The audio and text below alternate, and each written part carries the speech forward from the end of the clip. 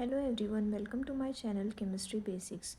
Today we are going to learn about homologous series and fundamental basics. Homologous series. So the question comes, what is homologous series?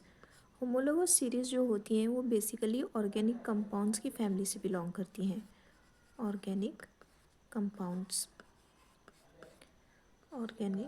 Compounds की family से belong करती हैं। और organic compounds क्या होते हैं? Organic compounds hydrocarbons होते हैं। हाइड्रोकार्बन। ओके। जो होमोलोगस सीरीज़ होती हैं वो हाइड्रोकार्बन चेन्स जो होते हैं उनकी केमिकल प्रॉपर्टीज़ को रिप्रेजेंट करता है।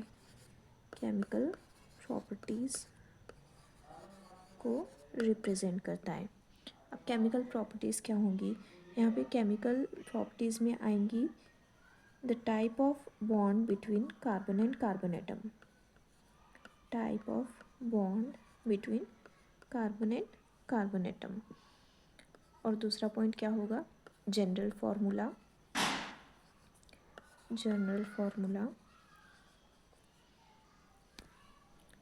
Fundamental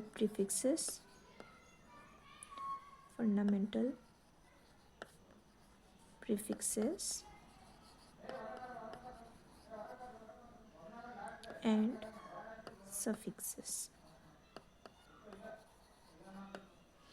okay. यहाँ पे जो होमोलोगस सीरीज़ होती हैं वो 3 तरह की होती हैं। पहली है अल्केन, जिसका जनरल फॉर्मूला होता है CnH2n+2। और दूसरी सीरीज़ होती है अल्कीन।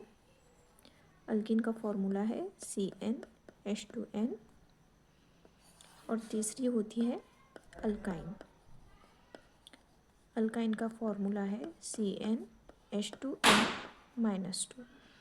अब यहाँ पे जो अल्केन कंपाउंड्स होते हैं उसमें कार्बन और कार्बन के बीच में सिंगल बॉन्ड होता है, और अल्कीन के केस में कार्बन और कार्बन के बीच में डबल बॉन्ड होता है, और अल्काइन के केस में कार्बन और कार्बन के बीच में ट्रिपल बॉन्ड होता है।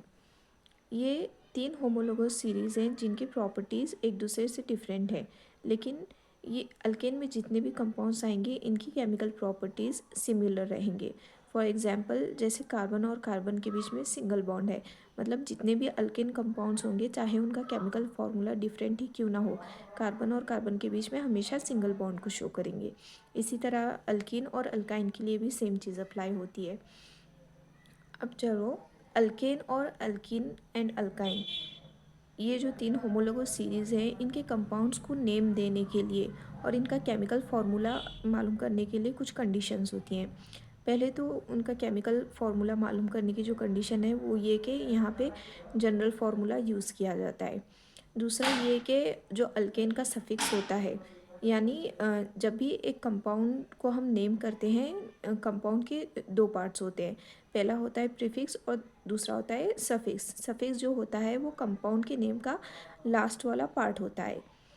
तो यहाँ पे अल्केन का जो सफिक्स होगा वो होगा ANE। अल्कीन का जो सफिक्स होगा वो होगा ENE। अल्काइन का जो सफिक्स होगा वो होगा YNE। अब हम बात करेंगे फंडामेंटल प्रीफिक्सेस की। फंडामेंटल प्रीफिक्सेस जो होते हैं वो जो कार्बन होता है, नंबर ऑफ कार्बन एटम्स को रिप्रेजेंट करते हैं। Let me clear this. Okay.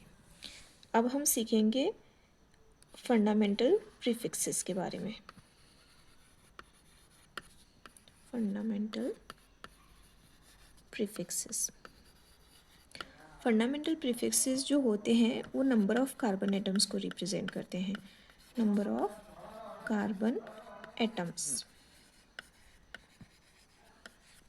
अब यहाँ पे 10 फंडामेंटल प्रीफिक्सेस हैं। फर्स्ट है मीथ। मीथ में 1 कार्बन प्रेजेंट होता है। सेकंड है ईथ। ईथ में 2 कार्बन प्रेजेंट होते हैं। इसी तरह से प्रॉप में 3 कार्बन होते हैं और ब्यूट में 4 कार्बन होते हैं। पेंट में 5 कार्बन्स होते हैं। हेक्स में 6 कार्बन्स होते हैं एंड हेप्ट में 7 कार्बन्स होते हैं, ऑक्ट में 8 कार्बन्स होते हैं और नोन में 9 कार्बन्स होते हैं, डेक में 10 कार्बन्स होते हैं। यहाँ पे जो होमोलोगस सीरीज़ हैं उनको नेम करने के लिए हमें इन सारे प्रीफिक्सेस का याद रहना बहुत ज़्यादा ज़रूरी है। सफ़िक्स तो हम जान गए कि अल्केन का सफ़िक्स ANE होगा, अल्कीन का सफ़िक्स ENE होगा और अल्काइन का जो सफ़िक्स होगा वो YNE होगा। यहाँ पे जो फंडामेंटल प्रीफिक्सेस हैं और सफ़िक्सेस हैं इन दोनों को कंबाइन करके हम एक होमोलोगस सीरीज़ के कंपाउंड्स को नेम कर सकते हैं। अब इन सीरीज़ के कंपाउंड्स को नेम कैसे करना है वो हम अगले वीडियो में देखेंगे। Thank you.